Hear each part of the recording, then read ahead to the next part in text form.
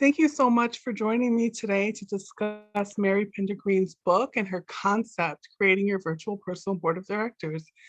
I'd like to welcome Josefina Guerra. Um, she goes by Josie and is a licensed clinical social worker. Josie, can you tell me a bit about the work that you do?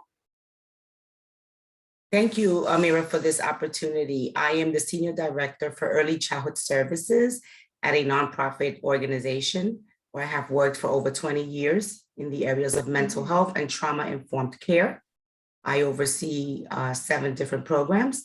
5 are actual programs, and the other 2 are satellite clinics for youth and adolescents in the community in the areas of Harlem and Washington Heights.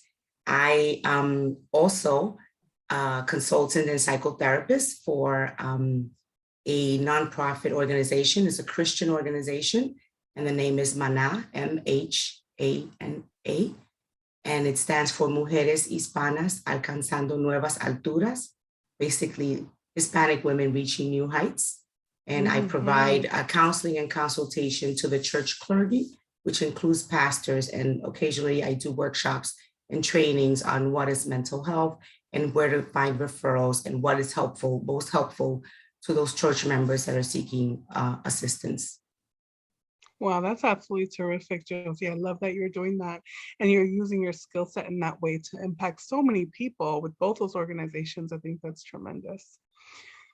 Well, just I have some questions for you, right? I know you have been using the virtual personal board of directors concept for some time. And even, before Mary Pender Greene published her book, you were already using that concept just from working with her, which I think is amazing, right? But can you tell me a bit about what the process was like for you to form a virtual personal board of directors? That is a great question. I found the process to be very easy. And to your point, Mary was way ahead of her times. I've owned and used this book since 2015. And the virtual personal board of directors was easy using the worksheet. I actually made copies of the worksheet and the different titles and areas. And I made the copy so that I can update it as I go along, because Mary always made it a point that folks will shift around as they get promotions, and that I will need new mentors or meet new mentors whom I would want to add. So having copies of the actual worksheet was very helpful to me. And I've updated occasionally, I want to say maybe 3 or 4 times during my career. Amazing. That's absolutely terrific.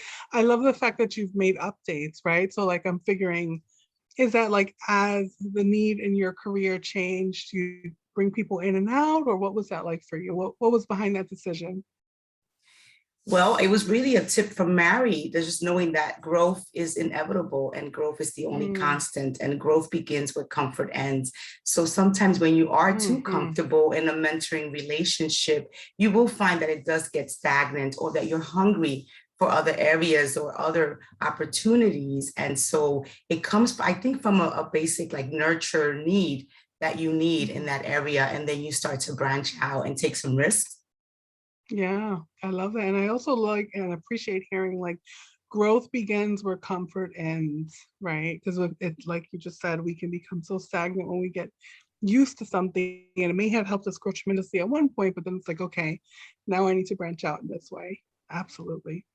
Did anything surprise you about your virtual personal board of directors? Yeah, I did find a few surprises over the years, but I think most importantly, it is the fact that we have to think hierarchical, but also lateral, right? When you think about mentors and you think you usually want to think above you, like someone that has more success or more knowledge or has more experience. And sometimes your peers can actually be your mentors, because you may have areas of weakness that you cannot see, but your peers will definitely point them out. Or you can compare yourself like, I wonder if I would have handled that differently. So in addition to that, I think that the different roles that the mentors have influenced over, right? Because there are so many different areas and department that we need help with. It's not just like, help me because I'm a social worker, help me with the social work, or help me manage a clinic, or help me manage a program. It is just all these other areas. Chief political officer, for example, I think that was the one that surprised me the most, Mhm. because it's not something I tend as a social worker and coming from immigrant parents to not always think about a political angle, like, or politics, Mhm. but politics is everywhere, isn't everything that we do. Mhm. And we now know, well, I now know that you really do need to have some political angle aligned with the correct people in order, to make change, if you want to influence change. So that area of having a chief political analyst was always something that I found like I would put it on a back burner. Like, I don't really need someone to fill this role.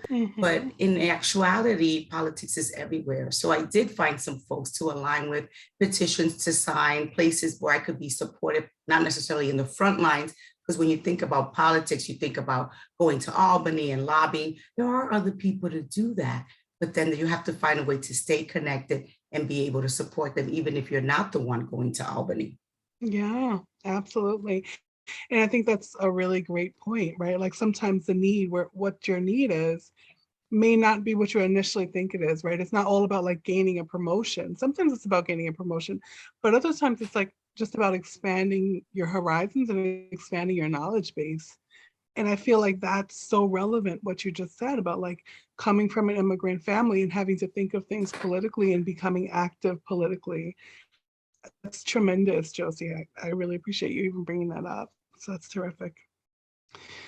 So the next question, how has having a virtual personal board of directors impacted your career? Another great question. Having a virtual personal board of directors has impacted my career as a woman of color, because without the strategies and the tips about developing and sustaining professional working relationships, I would not be where I am today. My Mm, career has been impacted in many, many ways, many positive ways.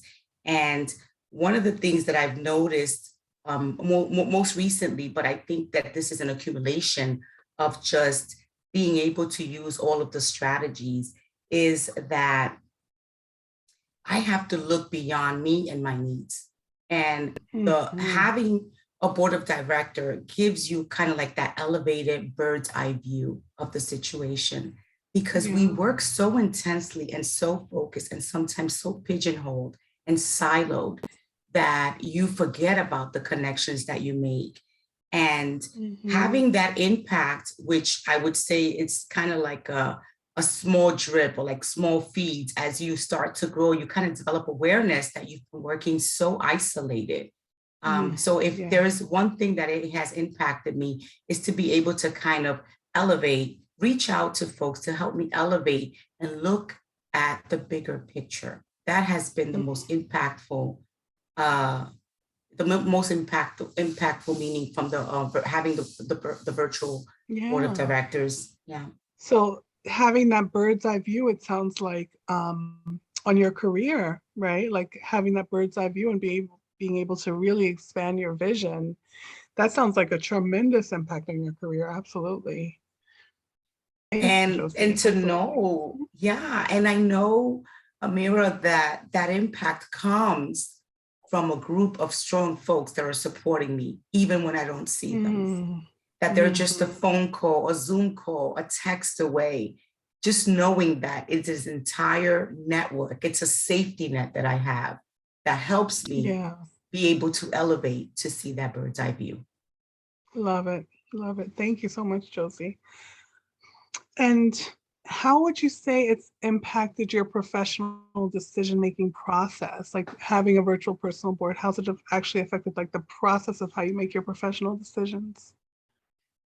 Yeah, I would say first and foremost, like I ground myself through prayer. Like I Mhm. pray even before I reach out to the mentor, because I want to reach out to the correct person for the correct advice at the correct time. And those things Mhm. are important. And I know that, sometimes like thinking about it in correct terms may limit me, but I find that if I don't pray and like ground myself so that I know what the need is that I'm going to reach out for or about, will not end in a successful relationship. I can't call like someone when I'm scrambling and I still have not organized my feelings and organized myself. Mm.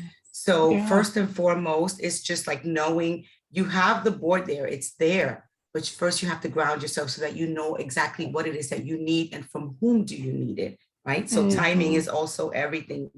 So grounding myself and clarifying the need helps me feel less anxious and more in control, right? So for example, even if I'm not like 100% clear on what the problem is, and one great example about this is dealing with issues of racism and white privilege. As you know, this can be a very emotional and painful process, for one. And so when you actually speak with someone, they can help you put it into context, because oftentimes I can be so hurt that it's hard to name it or like identify it at the moment, like what exactly is going on here.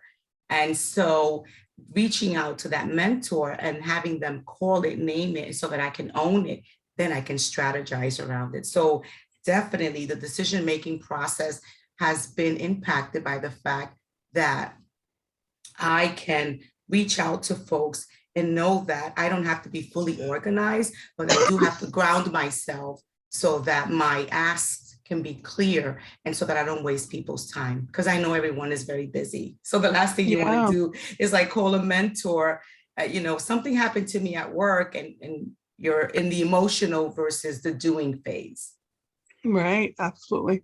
So it sounds like with you, right, like the concept of the virtual personal board being, the board in your mind that you kind of go to and you can think and access that information just from the learning, right? But you actually also take that additional step of like connecting when you need help or discussing things, or even using just the idea that you should have these people as mentors and then having your direct group of mentors. I love the fact that you like are able to use this in so many ways, Josie. I think that's tremendous. Yeah, Mira, and as you know, there are mentors, there are doers. They're going to give you tasks. Yeah. So if you're in an emotional place, you cannot receive orders for tasks because you need to just vent. And so you know that there is someone on your board who's a listener. And so you may want to text them to say, I need 15 or 20 minutes of your time, in order to give them a heads up that this is going to be a vent session. Not so much to give you direction or to give you instructions, but to listen.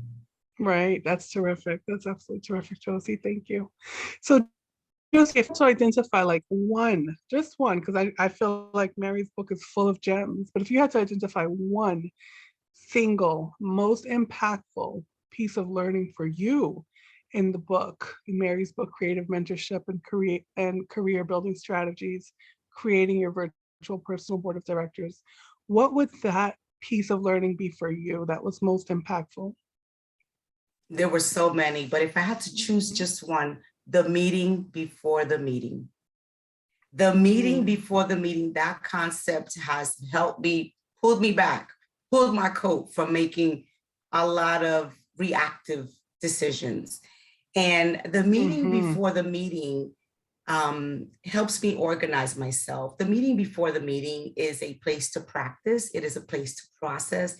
It is a place to strategize. But most importantly, it is a place to be kind to myself. There's no one watching. The meeting before the meeting often happens with me alone and preparing. And then the meeting before the meeting can happen with folks that are not directly going to be in the meeting, the big meeting. And so I find that all of the meetings, whether that's at the end that I have before the meeting, are actually a sign of strength and maturity. And if I can give you just one piece of advice, like what I found the most educational was the meeting before the meeting. And it is necessary for me to have the meeting before the meeting, because it is the place where I can really develop the strategies, and I can listen to myself, and I can read what I wrote to see if it actually makes sense for myself. And also oftentimes you see like a woman practicing in a mirror, what she's going to say, what she's wearing, what is the impact, right? Because there is intent versus impact. That is where the meeting before the meeting is super helpful. I love it. Thank you so much, Josie. So is there anything else that you'd like to add? Well, I would add that Mary was way ahead of her times when she developed this concept of the virtual personal board of directors, and that now most of our world, or a great chunk of it, is virtual, so that it's easy to know I don't have to make an appointment, go sit in someone's office, or go out to lunch that really they're just a Zoom or phone call away. Yeah. And I would add that the knowledge nuggets are super, super important in the book. They're after every chapter, and the knowledge nuggets actually have helped me foster and sustain the Christian community relationships, as well as the long-term mentorship relationship. Mary has really helped me understand, and the concept of the board of directors has really helped me understand not just being a mentee, but also being a mentor. And like, what do other people need from me? Where am I sitting on other folks' personal board of directors? You know, I wonder what roles I take up, what kind of space I take up. And I would just recommend that this concept is taught early on, like junior high school or high school, before folks embark on their professional careers. Why? Because relationship building is not something that they can learn. It is something that they have to build. You cannot take a class, you cannot pay for this. And therefore, because a lot of our world is technology and social media based, there is a lot of talk and communication. And that is where you build a relationship and get to know folks. So at the earlier on that we can start with our youth about the importance, the better we are for them and for ourselves. That would be that's what I would add. That's a terrific point, Josie. And just to speak to that, like me, myself, knowing so many people who have gone into different workplaces, into professional careers, into blue collar jobs even, and learning how to interact and how to navigate that takes a whole different way of thinking. So I think that, you know, you bringing that point up of like, this is something that people need earlier in their lives and their careers, and they're in school. I absolutely think that that's a phenomenal idea. That's so necessary. Thank you. Thank you so much for your time today, Josie. Thank you, Amira. Thank you so much. Okay, bye-bye. Bye-bye.